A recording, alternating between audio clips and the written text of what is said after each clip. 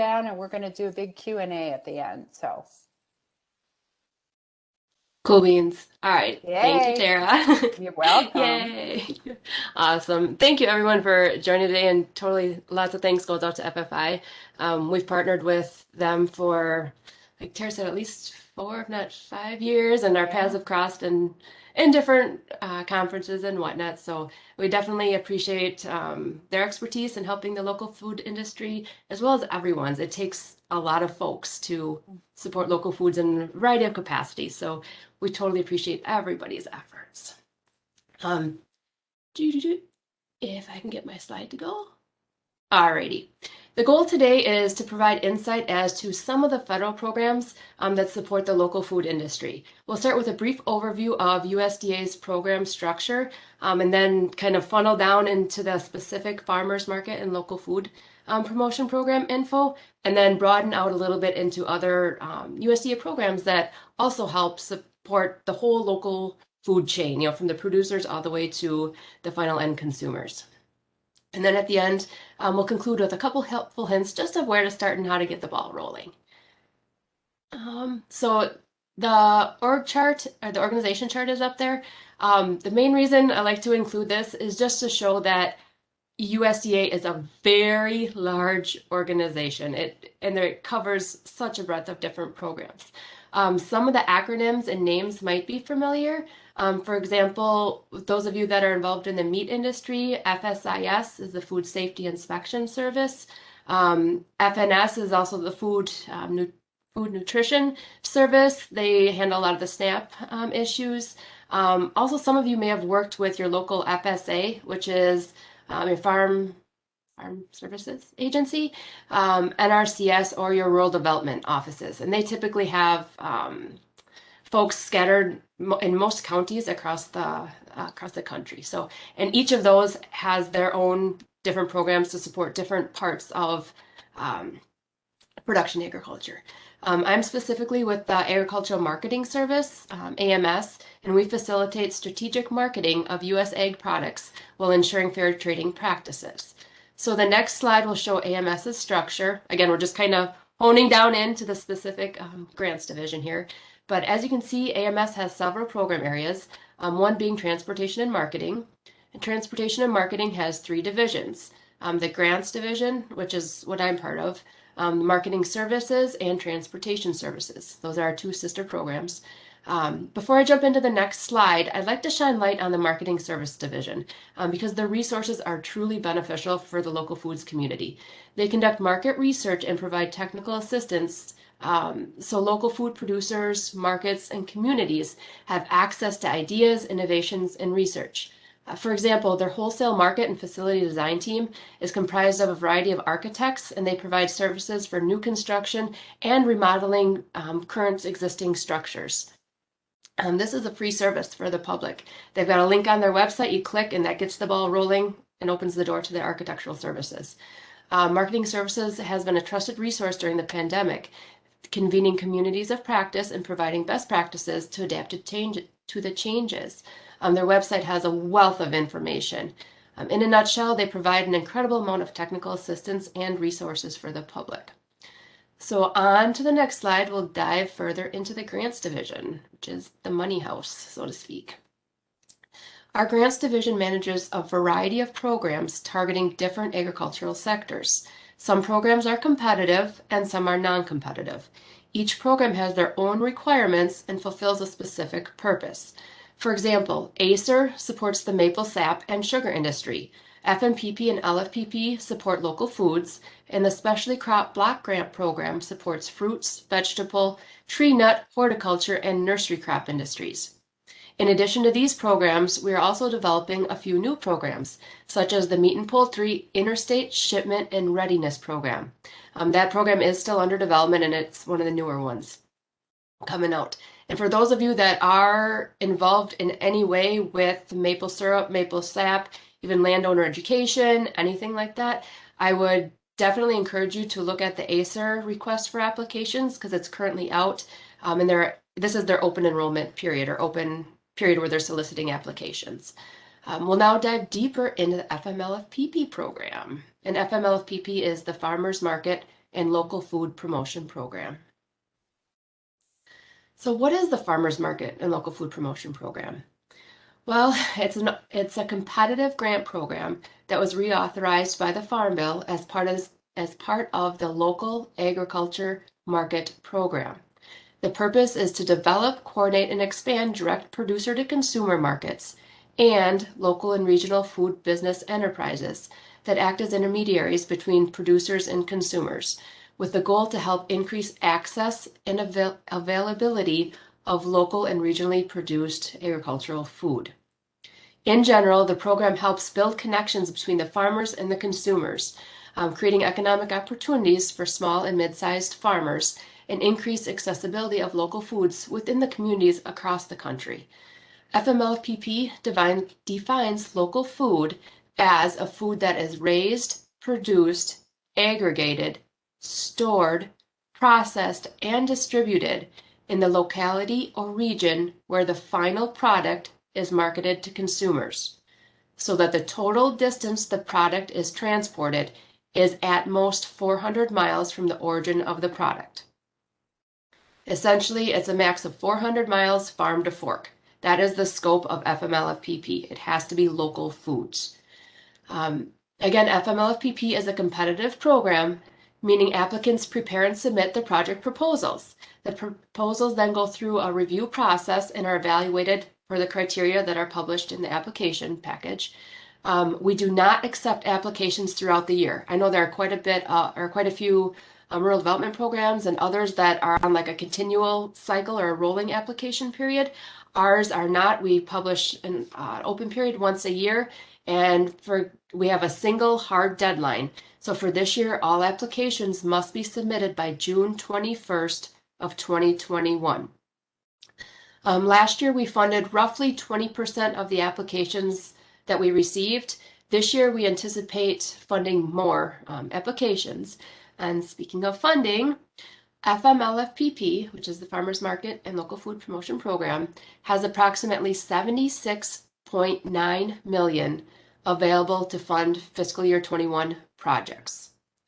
This year's funding comes from three different sources: the 2018 Farm Bill, the annual appropriations, and the HR 133 Consolidated Appropriations Act, which is also known as the stimulus funding.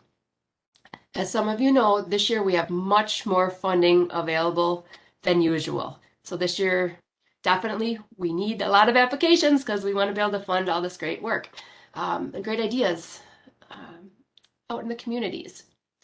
The Farmers Market and Local Food Promotion Program is divided into two different components.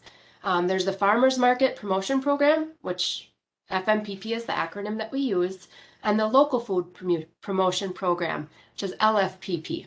So some folks say, well, what's the difference? FMPP's purpose is to support the development, coordination, and expansion of direct producer to consumer marketing. Examples include the farmers markets, but also like roadside stands, community-supported ag programs, also known as CSAs, and agritourism activities. In simple terms, FMPP assists farmers and ranchers who sell direct to consumers in gaining the marketing tools that they need to attract new customers and boost their farm income and local economy. LFPP's purpose is to support the development, coordination, and expansion of local and regional food business enterprises. Local and regional food business enterprises are those that serve as intermediaries between the producers, the buyers, and the consumers by carrying out some of the intermediary supply chain activities such as the processing, distribution, aggregation, storing, etc. Examples include food hubs. We do support a lot of food hub activities, aggregators, distributors, wholesalers, and processors, along with value-added production, such as shared-use kitchens or kitchen incubators. FMLFPP is a marketing program. Again, we are a marketing program, so we do not fund construction or production, such as we cannot pay for seeds, shovels, harvest labor, anything like that. And I'll go into a couple examples here. FMPP projects help increase the sales of local foods via direct-to-consumer sales. A I would say a typical example, but one example that came to mind when I was pulling this together was the city of Tecumseh in Michigan, population 8,300. This is an example of a small town FMPP project that's doing remarkable. They strive to make their farmers market more accessible so a diverse population can attend, and increase the number of vendors, customers, and the diversity of the foods and produce offered at their markets. Despite the pandemic challenges, the market vendor sales increased by over 30,000 in 2 years, with sales topping 103,000 in 2020. Other FMPP examples include a traveling Winters Farmers Market, mobile markets, agritourism, such as the UPIC operations, and training and technical assistance projects. LFPP, on the other hand, has two project types. There's the planning and the implementation. Planning projects are incredibly important. They provide information for businesses to make sound decisions. Examples include like conducting market research, doing the supply-demand assessments, needs assessments, business planning, feasibility studies, economic impact analyses, etc. Sometimes a planning project will show that a proposed business idea isn't feasible, and that's okay. It's very valuable information. It can help people not make a decision that could have been detrimental. Another example would be an existing company potentially adding a new value-added product line. We may fund a feasibility study for them to see, does this make sense? Is this possible? And then we'll go into the implementation ones. LFPP's implementation projects are the larger projects that we fund, and they typically involve a lot of collaboration amongst several organizations. Implementation examples include developing or expanding regional food hubs, food incubators, food processing facilities, cultivating a wholesale market through an online portal, or investigating and implementing more cost-effective transportation and providing training and technical assistance to accomplish intermediary activities. So that's a mouthful, but these are essentially our larger projects that really are looking at how to implement these, how to make the intermediaries more effective and efficient in their areas. FMLFPP is one of many USDA programs that support the local food supply chain. So now we're kind of broadening out from specifically the FMLFPP, but showing that, again, USDA is huge, and there are a lot of programs that support the different phases or different parts of the supply chain. Several areas of USDA, shown in the organization chart up front, offer technical and financial support for local and regional food systems. The chart or the page on the screen is the main tool that we use to help folks identify what programs might be helpful for them. Please keep in mind that each program is different and has slightly different eligibility requirements, deadlines, and etc. So for example, if a producer calls and says, hey, Christy, we're trying to do this. What can you help with? And usually the first thing we'll say is, do you need technical assistance? Like, do you need somebody to come and help you, for erosion control? Or do you need to learn better how to understand your company's financials? Do you need to find out if a potential business adventure or venture is feasible, if it's even possible? What exactly do you need? And we help them hone in on, do they need technical assistance or financial assistance? And then depending on there, we can help them say, okay, look in the production area because you're looking at different production activities. Or while you're really down towards the marketing and consumer end, maybe you need to, you're dealing with a program for SNAP or WIC. So we help them use this chart basically to help them figure out which programs might be applicable to them. So and I can share this with Tera and Sarah as well, but the last slide in the presentation also contains the link to this file.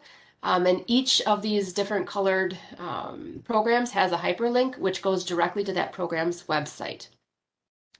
And for those of you that may be able to access it in print, the second page, which I'll throw up here, includes the written website addresses for each of the programs. And I'm sure this is incredibly small on most screens, but there's basically just showing that there's a wealth of different programs out there to support different parts of the local food supply chain. And With that, a lot of people say, hey, Chris, where do we start? We know there's this giant need. Where do we go from here? How do we get the ball rolling, get our feet wet? What do we do? So first, we encourage folks to determine the true needs. Like I said, is it technical assistance or is it financial assistance? Um, I said before, we have the architects. Somebody may, need some architectural help. Well, we already provide that. You don't have to go through the competitive process to get access to that. That's already free for the public. So sometimes the resources are already available. Like through Tera's group with FFI, they provide a lot of financial literacy training. So that's already out there. If somebody's like, I can't fully understand or can't grasp where our financials are, where our business, if we should go forward or not, or I can't, get my head wrapped around this to be able to present it to a potential lender, I'm going to tell them to contact FFI because we've already funded this project. They are providing that technical assistance. So sometimes folks really just need that link to the resource to the technical assistance, not specifically money. So it just depends on each situation. But like I said, determine the true needs, then brainstorm a project to address the need, then research the programs that may fit. And we always tell folks, absolutely do not try to fit a round peg into a square hole. Meaning, don't try to make a project fit into a specific grant program. Sometimes somebody will have an idea and they'll say, this is exactly what we want the money and this is what we want it to do. And they'll try to kind of carve it out to make it fit into a grant program.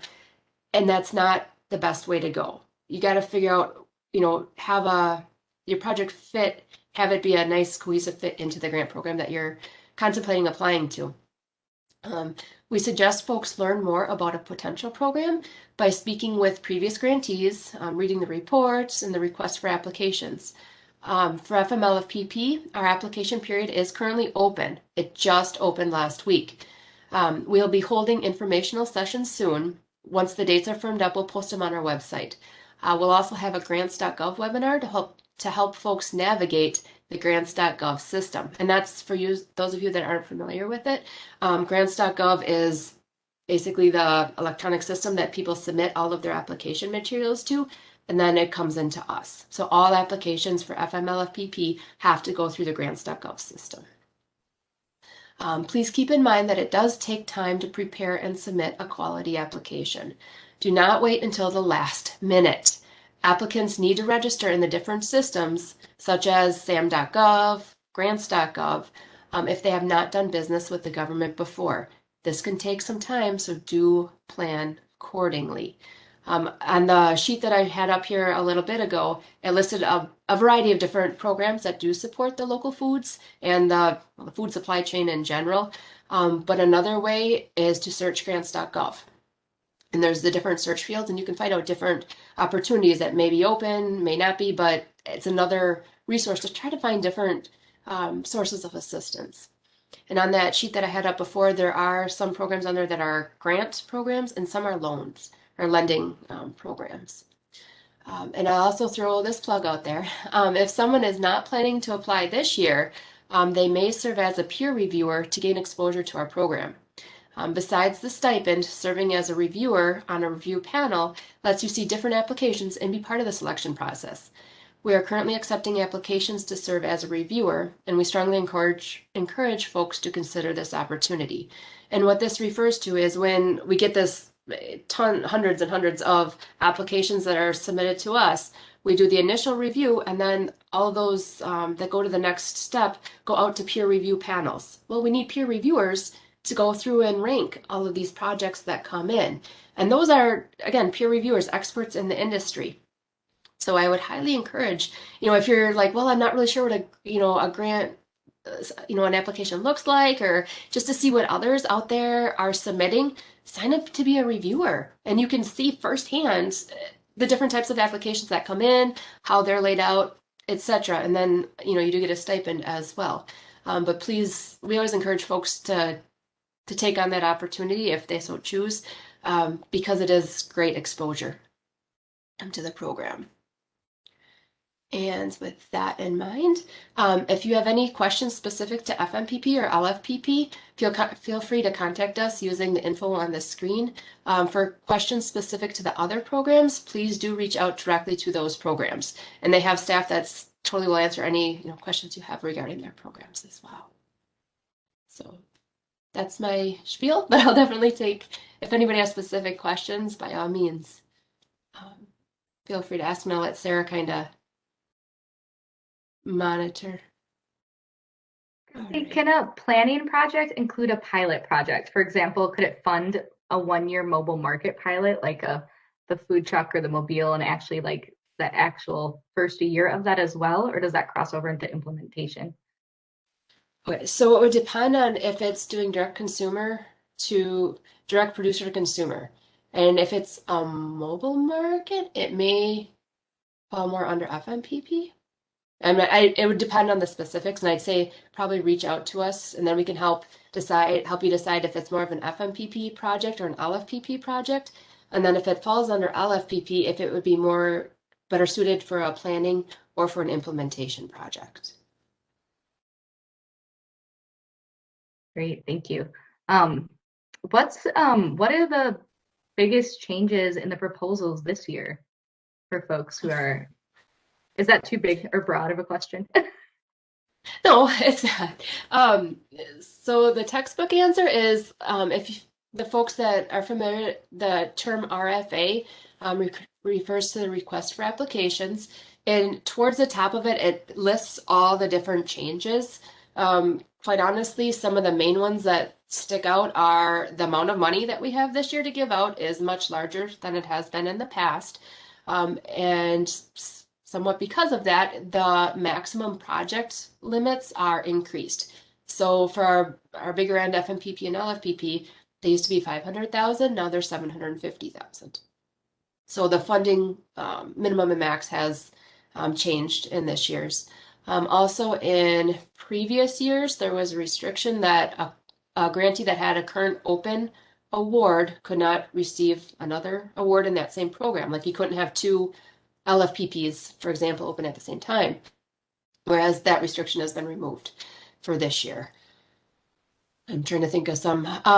Another change this year, which adds a little more complexity, is the match. Depending on what year you're comparing to, in like before 2018, FMPP projects did not require a match. Match is also known as cost share. And then in our 19s and 20s, both LFPP and FMPP had a required cost share that was 25%.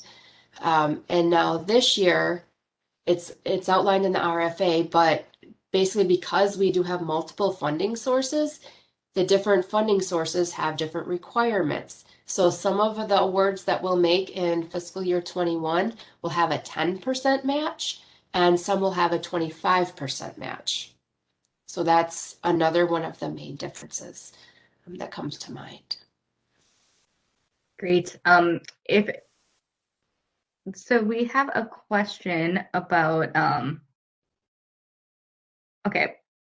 So we have a project who's looking to share marketing toolkits for livestock farmers.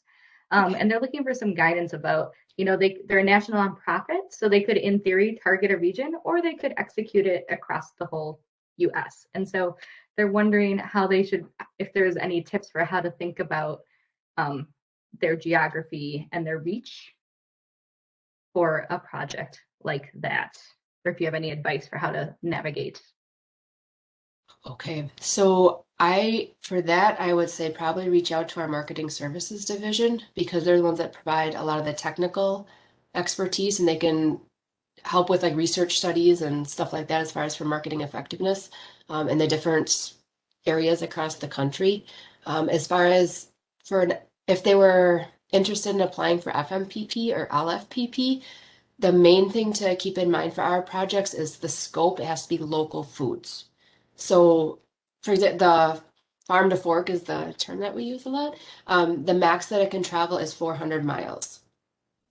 So I'm not sure exactly by the specifics that the person asked, if they'd fall within that scope or not. But our program does very, it focuses in on that local foods aspect of it. But we do fund, for example, nationwide projects like FFIs where they're providing that technical assistance or that marketing assistance across the country, but it's helping, for example, a group of food hubs that all support local farmers and producers and consumers in that area.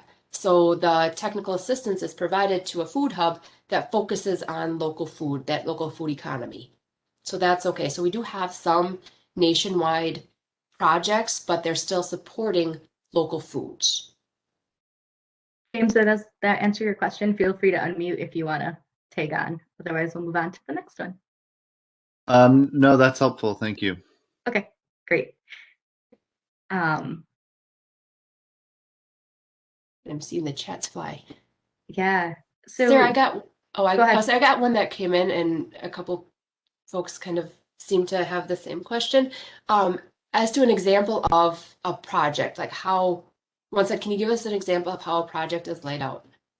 And truly, there is not a one-size-fits-all project. I will say every community is different and has truly unique needs and different opportunities to meet those needs. One thing to remember for a grant project, when we fund a project, it's not just a general infusion of money, go out and achieve, do what you want.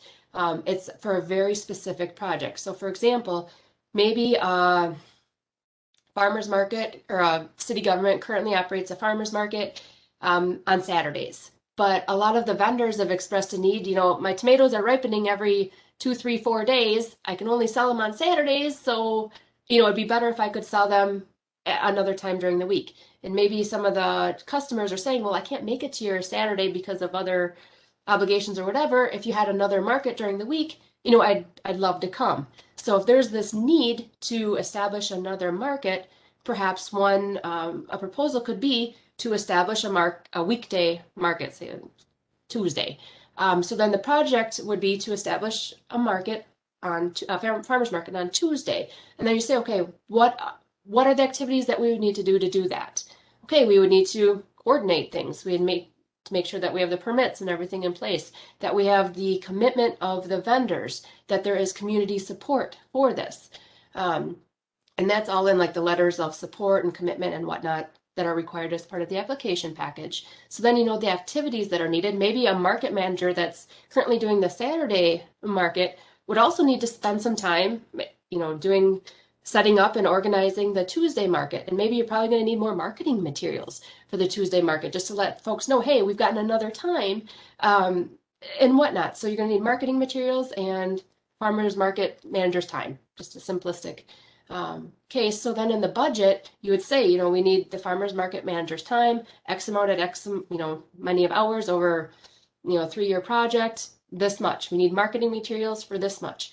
And then you would have capture the impact metrics. So, specifically of this market that we're starting on a Tuesday, how much sales are we going to have? How many consumers are we going to have?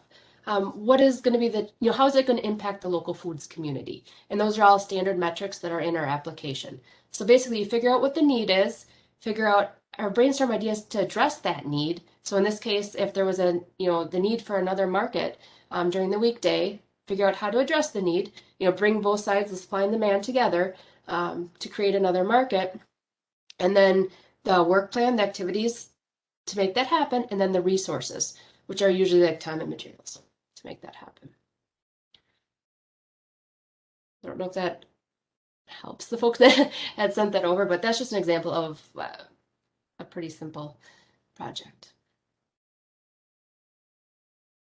FMPP.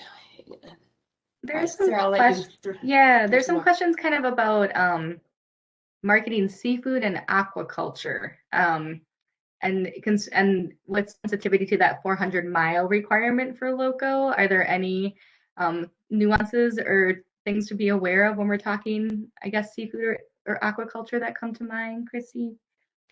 So the good thing with our programs is they are open to seafood and aquaculture, which is phenomenal. one thing definitely that still applies is the local or regional food. So the 400 miles farm to fork, there is a little bit broader definition. It's within the same state, territory, or not to the 400 miles. So sometimes the territories can be large. But the main thing that sometimes we'll see, and not always, but for some projects is they'll have the catch come in and have it froze, and then it'll get distributed all across the country. And that's where that 400 miles kind of comes into play. We really support the local distribution of that. But what we do see sometimes are some projects that have, like maybe they're aggregating, or on behalf of, say, a variety of different fishermen up in the Pacific Northwest, for example. I manage the grants in the state of Washington, and we do see some of those projects come in where different fishermen are coming in, and maybe there's a food hub or an aggregation or a processing facility that multiple fishermen or different users, producers can use, and then to sell their products locally within that region. So we do fund like the seafood and the aquaculture product projects, but it's that 400 miles that we have to keep, still applies. Still have to keep it in mind. That makes sense. It gets a little bit more nuanced in that situation, but yeah, that makes sense. There are a few questions about the cost match, Christy, and so I was just kind of calling out. I know in the RFA, it kind of highlights that if you submit an application for a 10% match, you'll be considered for that funding string. And if you submit one for the 25% match, you'll be considered for those funding strings and potentially to 10%, depending on how that gets spent. And that, so in theory, I guess it could be more competitive. There might be more funding for that 25% available. So you might be, somebody had asked if you in theory would be more competitive to put in a 25% match. And I was gonna, my read of it is yes. Do you have any comments to add to that, Christy, about how to think about that match side? Yeah, I think you hit the nail on the head. Okay. We don't know the applications that are going to come course. in. We don't, as far as what'll be more competitive, we really don't know. If an applicant, so we have the different funding streams, and some require that 10%, some require the 25%. Well, if an organization only can put up that 10%, then they're not going to be, they can't basically be considered for the ones that also have the 25%. So, and I did get a question here too, as what is match? So just to match basically is it's also called cost share, and it's the project expenses that, the allowable project expenses that are not requested for reimbursement from the government. So for example, if there is a market manager that had $1,000 of their time as part of an LFPP or FMPP project, if the organization only charged us for $750, the other $250 that they paid her would be matched. It's also basically like saying an organization has to have some of their own skin in the game for the project.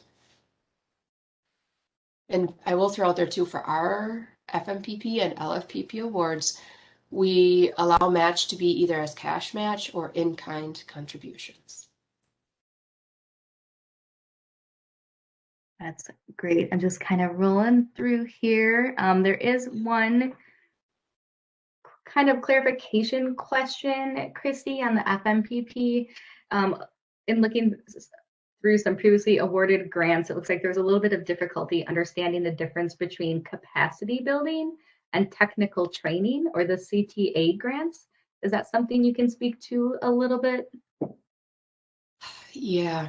So for FMPP, when you look at the application, it's divided somewhat into two sections. One being the capacity building, which are, I don't want to say are smaller grants, but the lower dollar thresholds, and the community development, training, and technical assistance grants, which are, I would say, more the larger reach ones. For an example of capacity building would be perhaps county economic development unit. I can't think of the right name right now, but that may institute like a agritourism map, for example, and they'll have 5 different U-Pick operations and a trail between them and some marketing brochures and hours of operations, something like that. That could be more of a capacity building typically, whereas for the community development training and TA, that could be a statewide project to, for example, teach vendors how to develop an online presence to draw more customers to their booth, their vendor booth, or to some other type of training and technical assistance. Sometimes we'll see it for the food safety certifications and that are required in different areas. But the CDTTA, the Community Development Training and Technical Assistance grants, are more of the broader, wider reaching technical assistance grants. I don't know if that's You do helpful. a great job nailing all those acronyms every time. I'll say, and by Very all good. means, if something that I'm saying is absolutely clear as mud or the explanation isn't the best, feel free to either call or shoot us an email, and one of us will definitely follow up. And we will we'll share the contact information again for everyone, so you have the specific outreach that is on the slide here, so that you'll know who to reach out to follow up with. We've got about 10 more minutes, so feel free to continue to drop your questions in the chat. Christy, we do have another one that's come up and been seconded to ask if you would be willing to share a little bit about what types of funding can be spent, how funding can be spent in the LFPP implementation grants, and things to avoid. So, like the budget can cover staff time, but it can't buy a truck, or kind of a high level overview of those sort of items. Yeah, good question. So, yeah, there are a lot of things that we can fund, a couple that we cannot. The biggest absolute no is construction. We can't pay to build a building. We can rent space, pay for a lease or to rent space in a building, say, for example, for a processing or food hub or something of that nature, but we cannot build a building. We cannot pay for it to be built, and that cannot be used as match either. It's an unallowable expense. If in the textbook thing is to say, go to our terms and conditions and look up the unallowables and allowables, and that'll say exactly what is we can and cannot do. The main things to remember is you have this vision, right? So this proposed project, and then the activities that would be performed to complete the project, and the resources that are needed to do that. The resources typically fall into, I think it's one of 7 categories, usually personnel expenses, so employees of the organization, say the market manager, the marketing coordinator, food hub facilitator, whatever the needs of the project are, the fringe benefits that go with them, the travel expenses, if there are any contractual expenses, supplies, equipment, other and miscellaneous, and indirect expenses. So the expenses typically fall in one of those categories. And it's more what's necessary to complete the project. Is the amount reasonable? And then is it allowable? So for example, I'm going to use an FMPP project. If you're supporting a farmer's market, you're operating a farmer's market that's starting a farmer's market on a Tuesday. Well, you're probably going to need staff time to do that. There's going to be marketing expenses, printing, a graphic designer to come up with the new publicity, publishing materials. You may need Facebook posts. You may need newspaper ads, radio ads, mailing inserts, postcards, postage, stuff like that. You may need some funds maybe for samples during the market to promote certain vendors. To some extent, we can pay for samples. For the vendors, you may need the toothpicks. You may need a food safety license from the city to do some of the activities there. Trying to think, what other typical ones do we see? You may need tables, chairs, awnings, stuff like that. For an LFPP grant, some of the things that we typically see, for example, I had a project where 2 food hubs were merging together to increase their operational efficiencies and their logistics. So in that case, it was the IT system, the software that was being used, the operation manager's time specifically on this project, not the operation manager's time, for the whole business, but only the part of their time that they're working specifically on the project. It was some of the contractors' time to develop the software, to modify it for them. It was for some of their marketing materials. They had to update those specifically to reflect the merger. Sometimes we will pay for travel costs, like to attend conferences or to learn more about whatever industry they're in to better improve their outcomes. Sometimes we'll pay for a consultant to come in, like a marketing expert, to come in. And with our LFPP planning grants, and again, I can't emphasize enough how important these planning grants are.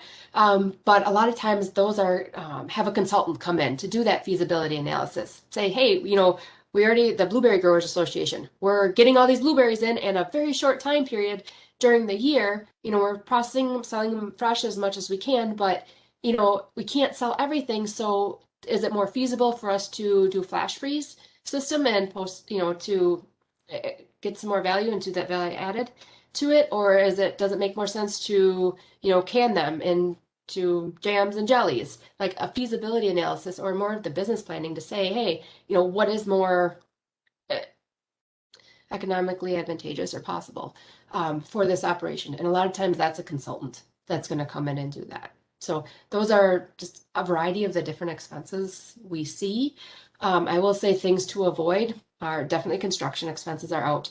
Gifts, we cannot purchase for gifts. That includes food. We cannot just purchase, you can't use federal funds or even match dollars to purchase food and give away.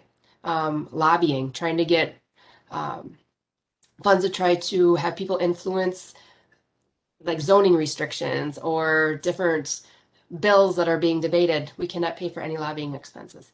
Fundraising, we cannot pay for. Health education, we cannot pay for that either. Yep. If does the restriction on construction to apply to all capital expenses, such as those that might be required for on-farm food safety enhancements? I'd need an example. Do you have an example, Olivia? Feel free to unmute and hop on quick. You're still with us. Yes, I am. Thank you so much.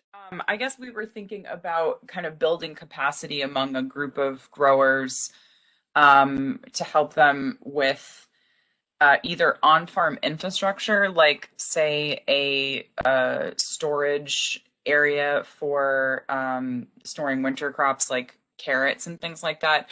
Or if a capital expenditure like that is not allowed, we could direct it more toward things like food safety training, but just wanted to get an idea of what was allowed. Thank you. You're welcome. So we can pay for, if a project needs to lease an area to do a part of their project activities, the portion of that lease expense that is for the project, we can pay for it. So for example, we cannot build or pay for that building to be built or anything like that. The foundation to be laid, for the ground to be excavated, we can't pay for any of that. But for example, if the example with our food hubs that we're merging together, there were two food hubs and they came together, they needed a much larger space. And it happened to be refrigerated space. So the part of their project expenses included that refrigerated space lease. So in that case, yes, we can pay for it. But as far as building like a storage shed or anything like that, we cannot pay for that. Okay. Thanks, Christy. I'm going to throw out real quick, one of the other caveats for FMLPP projects is food safety equipment. There's a $6,500 cap. Okay. Thanks for that. We have one other kind of specific answer I'm going to just toss out to you, and then I think one final question here for the afternoon. So if you're an aggregator, would like a special labor maker or a backpack machine, those sort of like smaller items that might help be used in that processor's operation to ensure your product is getting packaged the way you want it to, so it can go to wholesale and help build that local channel, are things like that allowable? Oh yeah. Yeah. Okay. Wonderful. Different. Yeah. And then there is a question here about someone is wondering if there is a way to get an approved federally negotiated indirect cost rate agreement. Is there a way for an organization to get one of those? Say they've been using a 10% rate for years, but they're wondering if they can go through a formal process to get that NICRA or negotiated indirect cost rate agreement. Is that anything you're familiar with or have a comment on? Oh yeah, we deal with She's NICRAs. like, very much so. So for those that aren't sure, NICRA stands for the Negotiated Indirect Cost Rate Agreement, and it's what I would say is if an organization is contemplating negotiating an agreement, they need to find out who their cognizant agency is, and you'd find that in 2 CFR 200. And 414 deals with the indirects, and then it goes down into the appendix. So depending on if they're a nonprofit, if they're an IEG, I don't know enough of the specifics, but that organization would need to find out who their cognizant agency is. And then if they wanted to start the negotiation process for an indirect cost rate agreement, they would have to reach out and work directly with their cognizant. And whoever that is, if you want to send me your info, I can send you the part of 2 CFR 200 to at least point you in the right direction. The appropriate form. It sounds like. That's great. And just to clarify, Christy, so I imagine the truck is the same as building. So you could lease a truck but not buy it. Similar to like you can lease a building but you can't break ground and build one. Correct. So there's the difference is between if there's general purpose equipment like a truck, a trailer, some of those items that have a value of more than $5,000 and expected life expectancy duration of more than 1 year and can be used for a variety of different uses. That's called general purpose equipment. And for FMLFPP, those items can be leased or rented, but cannot be purchased. And if it's a lease agreement, it must terminate at the end of the award period, and it cannot be a lease to own or rent to own agreement. Whereas if there's some special purpose equipment, which is a piece of equipment that's more than $5,000, can be used for more than a year, and it has a very specialized purpose, such as some of these processing equipments that are like extrusion machines and different fancy packaging machines, those we actually can allow the full purchase of.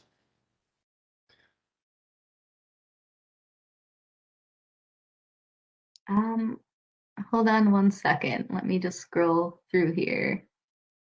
Alrighty. And if folks have questions when they're going through, like after they read the RFA or if they talk to some other grant recipients or whatnot, by all means, feel free to email us. And there's a group of like 7 or 8 of us, and we're pretty responsive.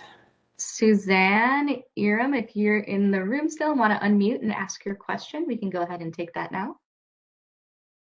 Sure. I was asking if we wanted to organize a farm tour or a way to promote direct-to-consumer farms all the way around the state in each of their areas. Would that be appropriate under FMPP? So if it's promoting direct producer to consumer sales, or if it's an agritourism activity, then yes, it would fall under FMPP. Thank you. Yeah. All right. Well, thank you very much, Christy, and everyone for joining this call. Hopefully you found this information really helpful. It's added to what you know about USDA grant programs, FMPP and LFPP. The proposals are open. Consider applying. There's some great resources here that Christy has up, and we'll follow up with some of this information for you all so that you can know who to reach out to specifically for these programs to ask questions, since the period is live and the time to hit the ground running is now. Christy, any other final comments or thoughts? I'd say just reach out to us if you have any questions or concerns. We're more than happy to jump on a call or whatever's easiest to try to help folks navigate the process. Yay! So Good. thank Yay. you so much for doing this, Christy and Sarah too. You're welcome. And thank you for everybody for taking time out of your day to attend, and hopefully it's been a little bit helpful. Yep. Awesome, everybody. Thanks for joining us. And yeah, it's our pleasure. And hopefully it sounds like the year to apply, man. So Yes.